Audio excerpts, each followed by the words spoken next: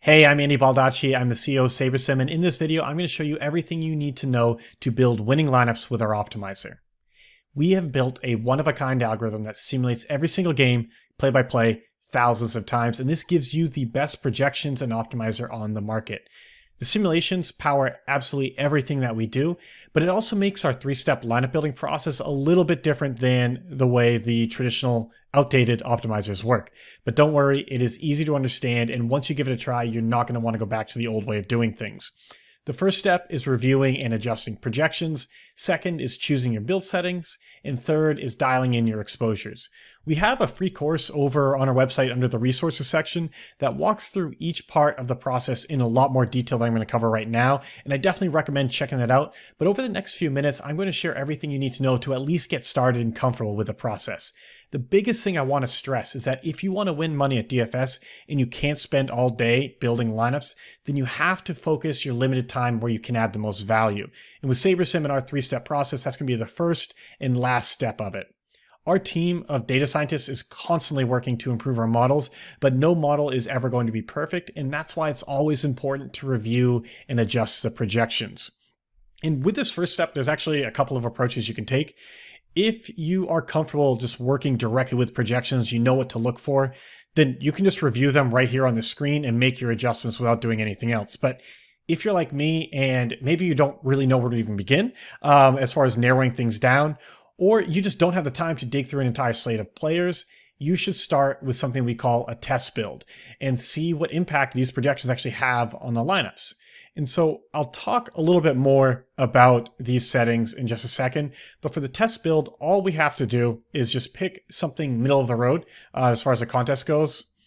And I like to build 150 lineups just to get a bigger sample, but this isn't some exact science. What I'm trying to do right now is just quickly get a feel for where SaberSim is at on the slate and narrow down the players and teams that I should focus on. And this is really where the power of SaberSim shines, is because with a traditional optimizer, if you just went in and hit build, you wouldn't actually learn anything from the result because the lineups that they build wouldn't be representative of anything that you or your opponents would enter into a contest. To get good lineups from a traditional optimizer, you have to set dozens of rules and create all kinds of groups. Otherwise, your lineups would just be dead in the water. But by running thousands of simulations, we get data that allows our optimizer to understand correlations and variance and incorporate that in your lineups along with ownership so that you can get a foundation of high upside lineups without spending hours programming exactly what you want. And let's jump over here into this stack tab and I'll show a little bit of what I'm talking about. I didn't put in any rules or change any of the default settings other than to tell the optimizer that I'm playing a GPP. And look at the stacks that I'm automatically getting. No other optimizer does this because no other optimizer actually understands what it takes to win a contest and helps you build lineups that do that. And that's why you have to fight them to get the kind of lineups that you need if you want to actually win. And so you still have to put in some work of your own if you want to win consistently, but because of our powerful data, SaberSim acts as your advisor. We're not just a dumb spreadsheet. So instead of just forcing in whatever players you're looking for and doing all of the work by yourself, let us help you by building you a strong foundation that's in line with what you're looking for. That being said, let's just jump in and talk about what we're actually looking for in the test build. And the short of it is you're trying to find places where you aren't as confident in SaberSim's suggestions and you want to do a little bit more digging. So these are typically the places where we're going to be much higher or lower on a team or player than you'd expect. And if you don't have strong expectations, you don't have a strong opinion on a slate, that's fine. What you should do is focus on the players and teams that simply we have a lot of, as well as players where we have significantly more exposure to them than the field does. So this is what you can check by looking at the projected ownership. That's what we're saying. We think the field in an average contest, 18.7% of the lineups in the field will have Corey Seager in them. You can look at that and see if you are way over or under the field. And also I like to look at the higher value players, especially in a sport like baseball, which is not like basketball in that in basketball, you're going to have some backup players that are actually going to start. They're going to get a lot of minutes and they are going to be a clear, obvious value play that's not even close to anything else out there. But for hitters in baseball, there's just a ton of variance involved. And so you just always want to at least give those high value plays a second look to make sure that you actually agree with why we're assigning them that much value. On DraftKings, to actually see your lineups, you do have to make 2 or more changes. But right now, we're not going to dig through all the lineups. That takes a ton of time and doesn't give you the picture that we're really looking for here. Right now, we're just getting a feel for the exposures. So what I'll usually do is jump into the team stacks first. And this shows me, just the team stacks. It says what percent of our lineups has at least 2 players from each of these teams. And so right away, we are incredibly heavy on the Dodgers in the Rockies game. 90% of our lineups have a Dodger stack in it. 36% have a Colorado stack in it. I'm definitely going to look into that game.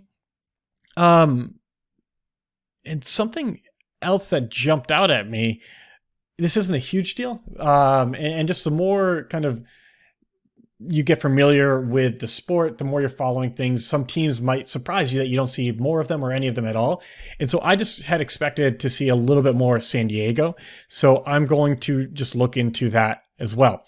And what I'm doing is just off screen, I've got a little notepad file where I just keep track of a handful of players or teams that I want to look into. And the more time I would have in this build, the deeper I would go and the more players and teams I would actually look into. Now let's talk a little bit about the individual players. And so when I'm looking through this list, I'll actually start with the pitchers. So I'm looking to see where we're out of line with the ownerships, and that's not always a bad thing. Oftentimes, like, you have to take some stands on players that are a bit more under the radar or just more than the field if you really want to stand out in these big contests. So it's not inherently a bad thing, but that's just where I'll usually start looking. And in general, we're getting a ton of Pablo Lopez, and he's also really high value. So I'm just going to make a note that that's a player I want to just be a little bit more cautious of when we have 2 times the field on him. Going through, we have a bit more Heaney than the field, but still just only 40% overall. Nothing too crazy. Similar with Kelly. The more time I have, the more I'm going to look into these players. But to keep things simple for this video, I'm just going to focus on Pablo Lopez. And let's jump over at the batters. So for this, we've already talked about, we have a ton of Dodgers and Rockies stacks. So I'm not going to necessarily look into the players individually. I want to look at that game on the whole and make an opinion on that game. But what I'm going to do is sort by value and then just see, okay, who is jumping out at me. And there's a couple specifically, primarily on Seattle. But so I see Jake Fraley, highest value. We have him, not an insane amount, but at least twice the field. We've got Taylor Trammell. I'm just making a note of that one as well. And then let's also check out, Sam Hilliard. We have a lot more than the field. And John Berti. Okay. And so again, there are more players that I would look into if I had more time. But what I'm looking for is, okay, who are the players that would surprise me to be getting this much of? And I just want to do a little bit of work to make sure that I should be getting it. Because this is, again, where having SaberSim as an advisor to you is helpful, because we're not just randomly trying to fit as many people into your lineups as we can. We are looking at the player's upside. We're looking at their range of outcomes. We're looking at how they correlate to everyone else. So there are going to be a lot of under the radar plays that we put in there that you wouldn't have naturally thought of. You can kind of think of us as like an architect. You're building your house. You tell the architect what you want, and they come back and they've got a blueprint for you. And sure, you're going to have to make a good amount of changes, especially in that first round. You're going to have to give feedback, have them throw out a few things, add a few other things. But along the way, just drawing on their expertise, that architect is going to think of some things that you wouldn't have thought of on your own. And you want to make sure you don't just immediately discount them. So that's why I'm not just going in here and like, oh, I don't like this guy, I don't like that guy, and just messing with all the exposures. I'm really focused on giving the instructions to the architect to build the right blueprint for my lineups.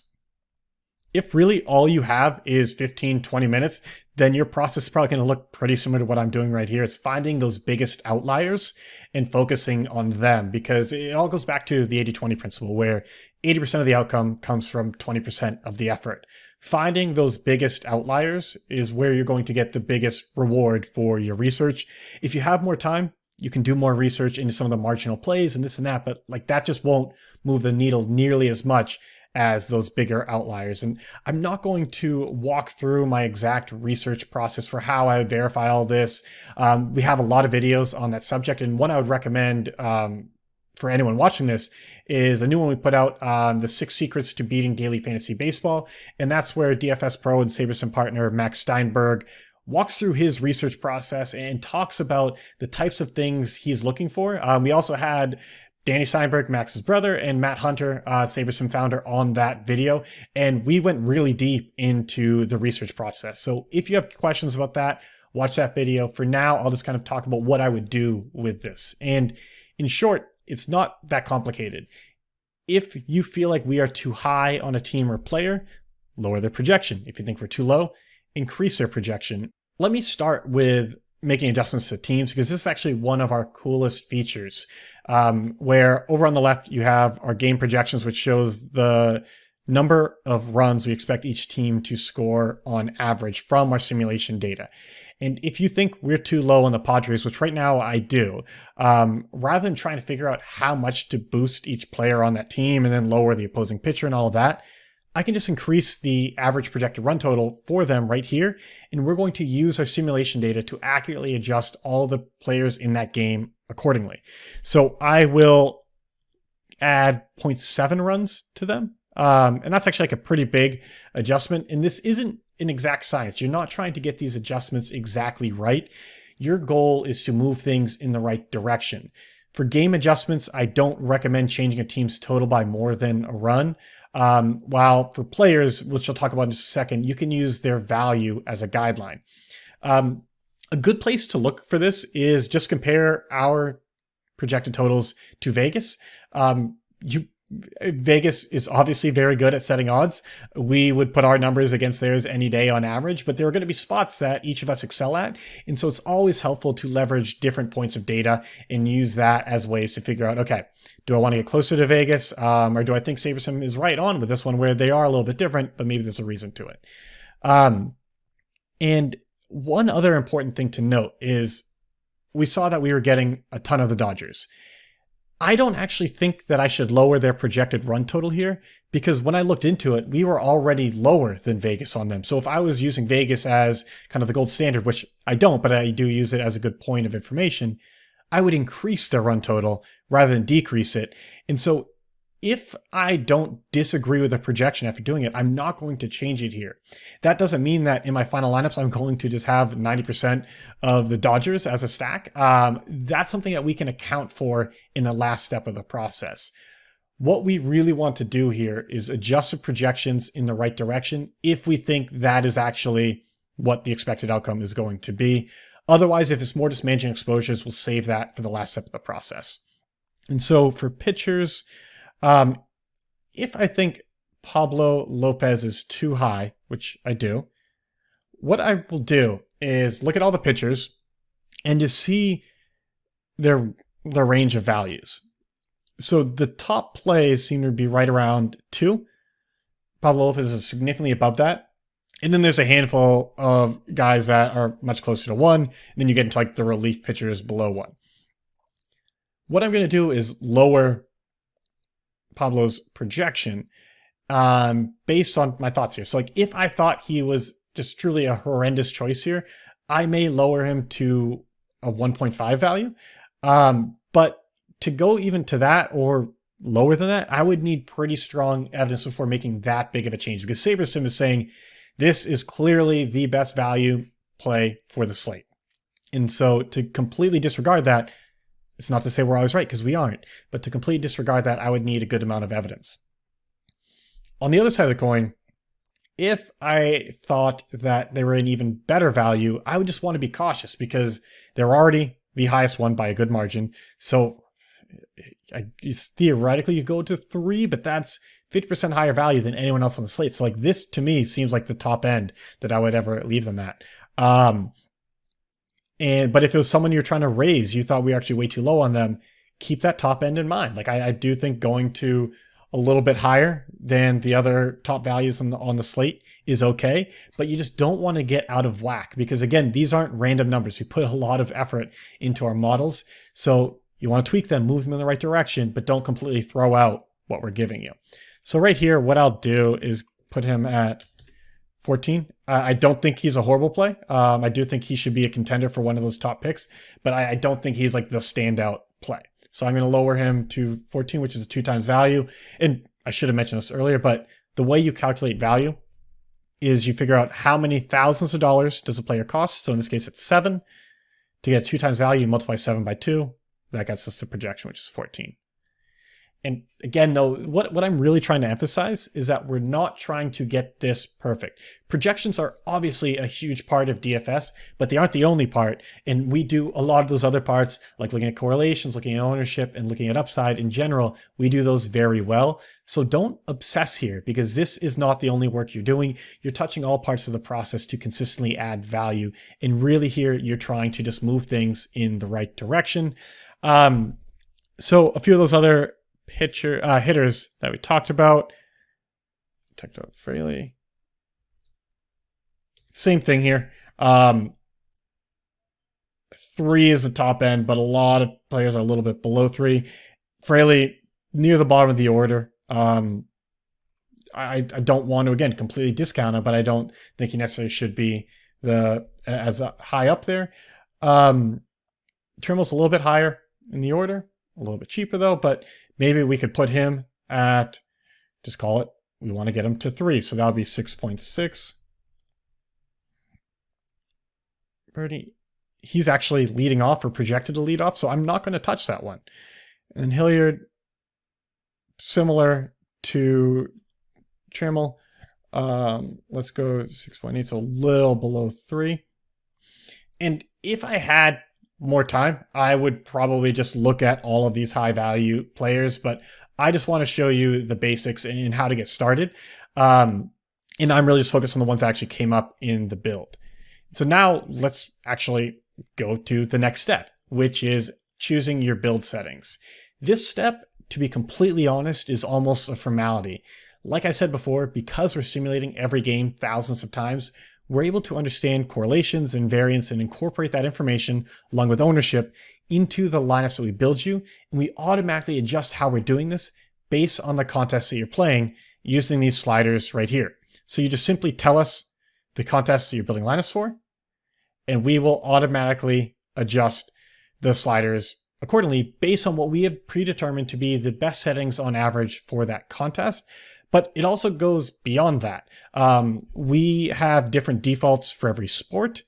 And even within the sports, we have different defaults for all the contest types, obviously, but they change based on the slate size. So a 6-game slate will have different settings than a 12-game slate, than a 2-game slate. We have spent a lot of resources into testing these, and we're always working to continue improving them. But this is just a spot where you can let us handle this part of the process, and then you can focus your time on those other steps where you can actually add significant amounts of value.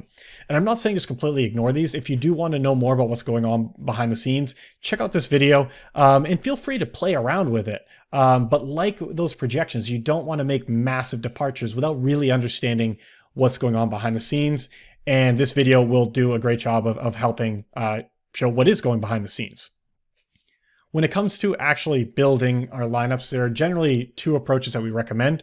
One is just doing a single build for all of your contests. And in that case, I would just select, sort of like we did for actually the test build, I would just select something that's based on all of my entries about middle of the road.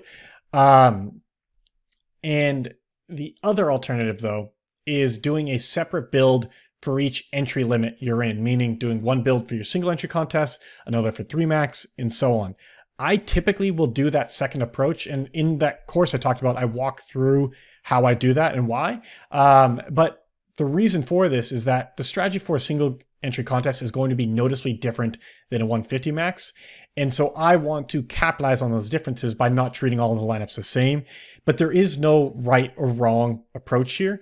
I probably wouldn't recommend going all the way in that direction of just doing a separate build for every single contest you're playing, because the differences won't be that big. You're trying to, again, utilize 80-20.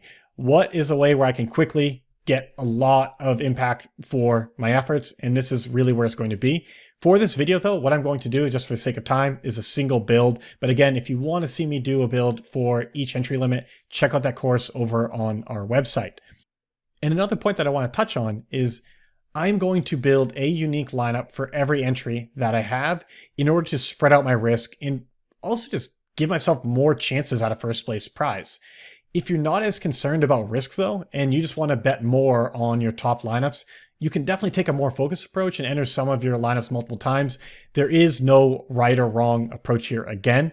So try not to overthink this, but if you are trying to grind out wins more consistently and you're not trying to go as boom or bust, I would recommend doing a unique lineup for every entry that you have. I've already reserved some entries, so I have 240 out there. This is a pretty middle of the road for what all my lineups look like in terms of the contest. Not messing with any of their settings and hitting build. As we get to this last step, dialing in your exposures, another thing I want to point out is that rather than just building you the exact number of lineups that was requested, we build you a pool of lineups much larger than that so that you can make these exposure adjustments immediately, rather than having to build an entirely new set of lineups like with traditional optimizers. If you say you want a different exposure of, say, the Dodgers, we will then sort through this lineup pool and find the best set of lineups that match the exposures that you're looking for right away. You don't have to go back and start from scratch over and over again. We often refer to this step as quality control because what you're first doing is checking to make sure the adjustments that we just made worked as planned, and then we're making some fine-tuned adjustments from there to get everything dialed in the way that we want. If you find yourself making major changes here, then it's really best to go back to the home screen and make your adjustments there rather than trying to fight what SaberSim is giving you. Because again, if the foundation that we give you doesn't match what you're ultimately trying to build, start over rather than trying to build on top of it anyways. So let's just kind of quickly go through what we got. We'll start with the teams. I'm still getting a lot of the Dodgers, and that makes sense. I didn't adjust their projections at all. This is the type of larger adjustment that it makes sense to do here, because I'm not saying I disagree with the projections. It's that I just don't want this much exposure to a single stack. If this were an under the radar play that I really had a lot of confidence in, I could see keeping it to around maybe 50-60%. But it's the Dodgers at cores. This isn't like a shocker. This is going to be a really popular stack. And while we are accounting for ownership, I wouldn't be surprised if, especially this early in the season, people are just purely following rules of thumb and heuristics and just stacking cores really heavily. So I do still want exposure to them because I think there's a reason people like this situation, but I'm going to lower it to 40%. We can also see that I am getting a lot of San Diego. In this, it's a bit more. This actually makes me think that I made too big an adjustment on the home screen. So I don't need to start over from scratch because I'm not bringing them back down to like the 10-15% they were originally at. But let's just put them to 20%. And again, what we're doing behind the scenes is sorting through this pool of 1,500 lineups to find the 240 that best match what exposures I'm asking for here. Now let's look at the players. We'll go back to the pitchers. And so for Lopez, yeah, we're getting a lot less of him. We're getting less of him than the field is. And that's what I expected. I could see potentially going back in and doing another round of edits here. Maybe on San Diego, maybe on some of these other pitchers I didn't look to it much. But for right now, what I'm doing is just doing a double check and seeing if this is close enough for me to just dial it in, or if I should go back and work on some of those fundamental assumptions. Let's look over at the batters. And yeah, we're getting a lot of birdie, which we're okay with after looking into it. He's supposed to be leading off, and that's all right. But maybe we're like, okay, this could still be a little bit too much. We're at 3 times the field on him, so maybe we just want to keep it to 2 times the field. We're still saying SaberSim likes this play. I like this play, but I don't necessarily like it 3 times as much as the field does. And then who else did we have? We had Fraley. Now we are a little bit below the field on him, which again, we weren't trying to remove him entirely, just wanted to get something we felt was a little bit more realistic. And then Hilliard. Internal, actually both these guys, yeah. So for each of these cases, like, I'm fine with this. We have a little bit more than the field. We're not going nuts. This is where I will trust it. Maybe there is more to it than I would have initially thought. And so I'll run with these ones. That's really the process. Like I said, if you have a lot more time, you're going to follow these same steps. So maybe you do another round of those initial adjustments. Maybe you start doing some research into some of the other players that are popping up. Whatever it may be, the process isn't really changing. You're still going through these steps. You're just spending more time on those spots where you can add the most value, specifically reviewing and adjusting projections, but also dialing in your exposures. And now the last part is we just need to get these lineups into DraftKings. I will save them here and they'll get loaded up into that. And this used to be a real pain in the ass. Required copying and pasting from different Excel files and just kind of praying that you didn't make a mistake. With our new entry editor with late swap, that is all a thing of the past. I already have my entries loaded in here and they just had a random lineup I put in to reserve those entries. And what I'm going to do is fill the contests. I'm going to pick this build that I just saved. And I've got videos that explain all this in more detail, but I had said I want to put a unique lineup in each of my contests. So I made sure to build enough to cover all of my entries. And I'm going to fill unique, hit fill. You can see that this all got applied. My exposures got updated. Go over here, download and open DraftKings. Click upload CSV. Just find the file. It just went in my download folder automatically. And we're done. Now, when I go to my lineups, I can see that all of these lineups are in there. Really just took seconds. This is the process. Like I said, you're going to adjust how much time you spend where based on just how much time you have available, based on your experience, where you think you personally add the most value. But this is the process. There's no more spending hours and hours fighting with outdated optimizers. Instead, you can spend your limited amount of time where it makes the biggest impact. And that means you can get an edge on the field. You can get an edge on the competition without spending all day on DFS. If you haven't started a free trial yet, just head over to SaberSim.com and you can get signed up completely free. If you don't like it, you can cancel your account in just a couple of clicks and you will not have to pay us a single cent. But because we're so confident in our tools, that's why we offer this free trial. We want you to get in there and see for yourself. And if you have any questions at all along the way, you can always contact us using this green question mark in the bottom corner of the screen, or by emailing me personally at andy@sabersim.com. We're, again, always happy to help, so please do not hesitate to reach out. Thank you and good luck.